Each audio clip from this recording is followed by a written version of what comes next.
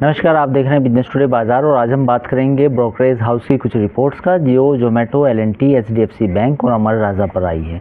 तो सबसे पहले हम बात करते हैं जोमेटो की। जोमेटो पर सीएलएससी की एक रिपोर्ट आई है जिसमें उन्होंने बाई की रेटिंग दी है और टारगेट दिया है 248 रुपये का। इस ब्रोकरेज हाउस ने ये कहा है अपने रिसर्च नोट में कि FY25 में स्विगी की जो ग्रोथ है वो सालाना आधार पर 26% बढ़ी है, तो हो सकता है कि जोमेटो भी अपनी ग्रोथ को मेंटेन कर सके। ग्रॉस ऑर्डर वैल्यू अगर जीओवी की बात करें तो उसमें फूड डिलीवरी और क्विक कॉमर्स शामिल है और स्विगी के मुकाबले जो कंपनी की ग्रोथ है वो अच्छी है, यानी कि स्विगी जहाँ 26% की दर से बढ़ रहा है वहीं जोमेटो करीब 36% की दर से बढ़ रहा है।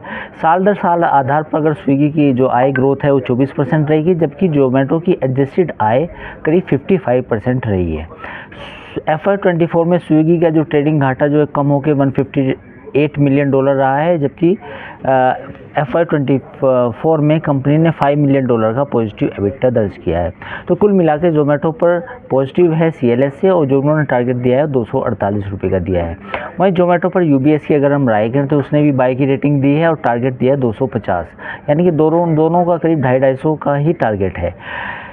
इस रिपोर्ट में कहा गया है कि जोमेटो के पास मार्च 2024 तक 530 डार्क स्टोर्स हैं और स्विगी की तुलना में जोमेटो की जो ग्रोथ है वो ज़्यादा बेहतर है और आने वाले समय में ये ग्रोथ मेंटेन रह सकती है।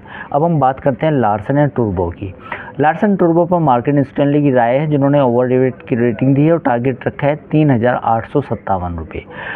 कंपनी का कहना कंपनी ब्रोकरेज हाउस ने अपनी रिपोर्ट में कहा है कि 2040 तक कार्बन न्यूट्रलिटी लक्ष्य को हासिल करने की तैयारी कर रही कंपनी और कंपनी का जो एनर्जी एफिशिएंसी है वो बढ़ती जा रही है, क्योंकि 35% जो एनर्जी एफिशिएंसी का जो टारगेट था वो अचीव होते हुए दिख रहा है। साथ ही 10% के ऑफसेट के दम पर कंपनी नेट जीरो कार्बन के गोल को भी पूरा करने की कोशिश कर रही है। वहीं अगर हम बात करें कंपनी के जो डीजल और इलेक्ट्रिसिटी फुटप्रिंट्स की, उसमें भी कंपनी ने अच्छा प्रदर्शन किया है। तो कंपनी एक तरह से एक ग्रीन कंस्ट्रक्शन कंपनी की तरफ बढ़ रही है, ये ब्रोकरेज हाउस का कहना है। वहीं अगर हम एचडीएफसी की बात करें तो एचडीएफसी पर बर्नस्टीन की राय आई है जिन्होंने उसे आउट परफॉर्म की रेटिंग दी है और टारगेट रखा है 2100 रुपये। कंपनी ने कहा कि अगले 4 साल में जो ROA है 1.8% से बढ़कर 2.1% हो जाएगा। लोन्स की अगर हम कॉस्ट ऑफ फंड्स की सुधार करें तो उसमें भी सुधार होने की उम्मीद है और कंपनी यानी कि बैंक को ऑपरेटिंग लेवरेज का भी फ़ायदा मिल सकता है।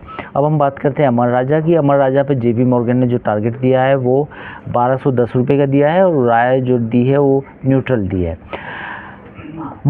JP मॉर्गन का कहना है कि पार्टनरशिप के दम पर अमर राजा गीगा फैक्ट्री तैयार करने की कोशिश कर रही है, जिसमें उम्मीद है कि कंपनी जल्द से जल्द इसमें अपना फैक्ट्री को तैयार कर पाएगी। साथ ही कंपनी की जो 16 गीगावाट की क्षमता है उसे पूरा करने के लिए भी कंपनी काम कर रही है, तो इसके बाद अमर राजा में री रेटिंग होने की संभावना है।